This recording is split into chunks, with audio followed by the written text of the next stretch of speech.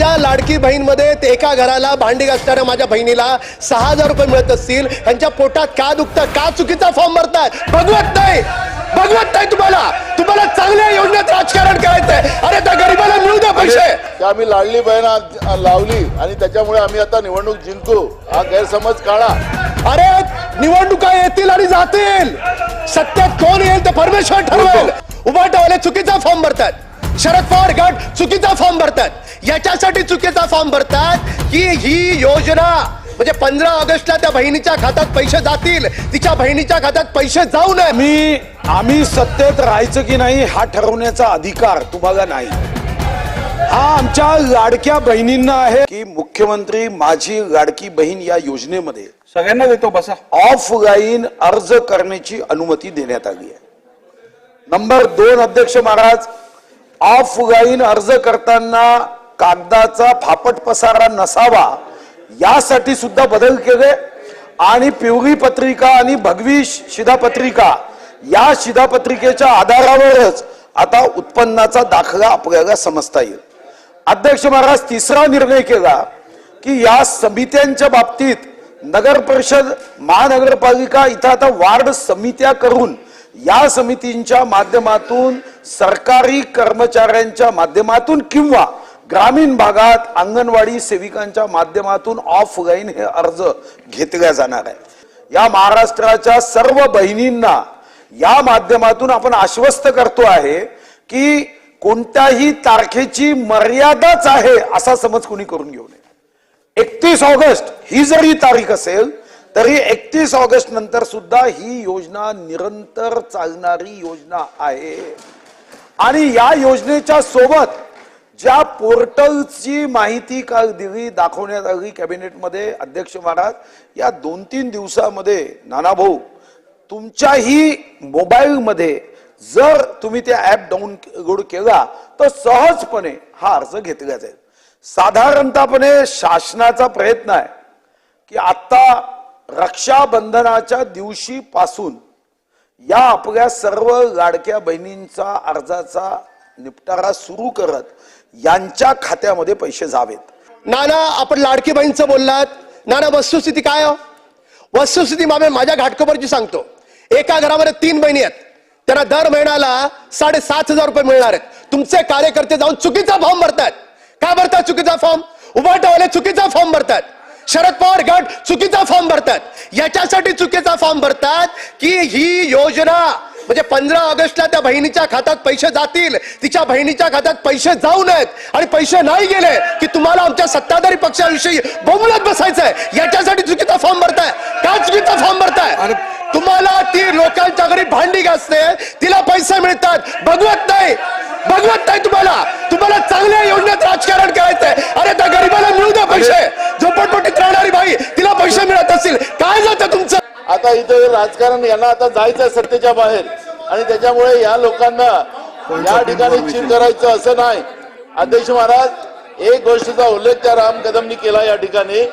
अध्यक्ष महाराज, योजना यांची यांनी त्याला पोर्टलच्या माध्यमातून यांनी अर्ज भरायला सांगितले. अध्यक्ष महाराज, या पद्धतीनं काय चाललंय या विधानसभेत? मंत्री उत्तर देत नाही. पॉइंट ऑफ इन्फॉर्मेशन काय पॉइंट ऑफ इन्फॉर्मेशन थोडक्यात मांडली पाहिजे प्रत्येकानं. राजकारण करताय प्रत्येकाला.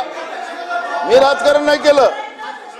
कदम साहेब 2 मिनिटं थांबा. त्याचा परिणाम आहे तो तिकडे बोलतो. असं नाहीये. आम्ही राजकारण केलं नव्हतं. आम्ही तुम्हाला सांगितलं, अडचणी सांगितल्या. आम्ही जनतेच्या अडचणी सांगितल्या तुम्हाला. माझी लाडकी बहीण या योजनेच्या बाबतीत मी असं म्हणालो, मुंबईतला नाही देशातला सगळ्यात मोठा रक्षाबंधन माझ्या मतदारसंघात होतो. हजारो बहिणी मला राखी बांधतात. गिनीज बुक ऑफ रेकॉर्ड मध्ये माझं नाव आहे.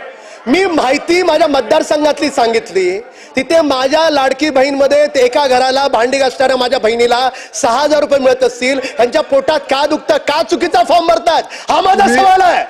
यांना राजकारण करावं.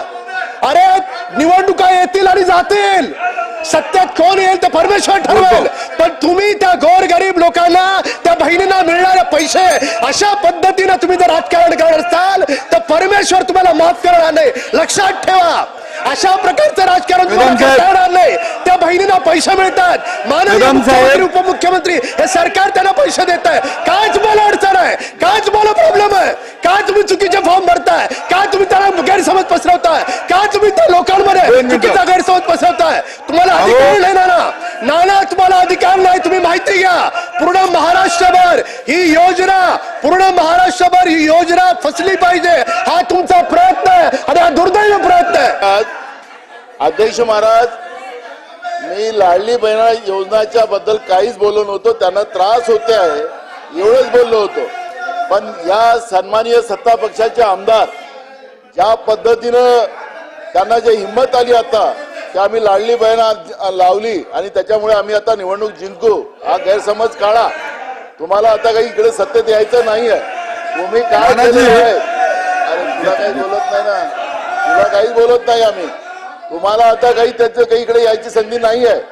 फक्त पटोले मूळ साहेब. मुद्दा असा आहे, तुम्ही जे गवगवा करायला पॉइंट निघाला, ऑफ इन्फॉर्मेशन मांडा. तुम्ही जे गवगवा करायला निघालात, जे कर्ज घेऊन महागाईची वाढवली आणि महागाई Point of वाढवून त्या information बहिणींना मांडा. त्याच्या घरची चूल बंद केली, त्याचं उत्तर तुम्हाला द्यावं लागणार आहे. तुम्ही ज्या पद्धतीने हे महाराष्ट्र राज्य कर्जात डुबवलेलं आहे, या राज्यावर तुम्ही लोकांनी 9 लाख कोटीचं कर्ज या राज्यावर केलं, त्याचं उत्तर तुम्हाला द्यावं लागेल. पर्यायनं तुम्ही जे महागाई वाढवली, त्या महागाईचं उत्तर तुम्हाला द्यावं लागणार आहे. अरे तुम्ही त्या गरीबाच्या घरचा त्याचा तोंडातला घास हिसकला नाना, आणि मंत्री महोदयांना बोलू द्या. तुम्हाला येतंय. मंत्री महोदय बोलताय. 2 मिनिटं अध्यक्ष मंत्री महोदयांचं महाराज. उत्तर होऊ द्या.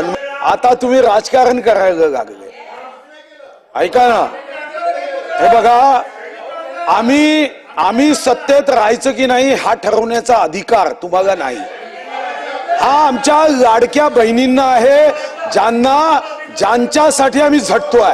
त्या शेतकऱ्यांना आहे ज्यांना 14,700 कोटी रुपये 7.5 हॉर्स पॉवर पर्यंत. हा तुम्हाला अधिकार नाही. हा अधिकार त्या धान उत्पादक शेतकऱ्यांना आहे ज्यांना 20,000चा बोनस दिला. त्या 84 लक्ष शेतकऱ्यांना आहे ज्यांना सोयाबीन कापसासाठी आम्ही हेक्टरी 5,000 रुपये दिला. तर आम्ही सत्तेत राहायचं की नाही हा सांगण्याचा अधिकार तुम्हाला नाही. हा अधिकार त्या महाराष्ट्राच्या शिवभक्तांना आहे. आणि छत्रपती शिवाजी महाराजांनी कमळ चिन्ह सांगितलं. पहा कमळ चिन्ह, ते कमळ चिन्ह पहा. कोणताही शिवभक्त शेतकरी तो कमळ चिन्ह पाहतोय. आणि म्हणून तुम्ही सभागृहामध्ये, अरे काय महागाई तुमच्या सरकारमध्ये. कर्नाटकमध्ये अध्यक्ष महाराज पेट्रोल डिझेलचे भाव वाढवले. कर्नाटक पेट्रोल डिझेलचे भाव वाढवले. आश्वासने दिली, खोटं बोलले, नेगेटिव्ह केलं, नाही केलं. संविधान बदललं. आता हेच म्हणताय की आम्ही खोटं सांगितलं होतं. त्या व्हिडिओ फिरताय तुमच्या नेत्याचे.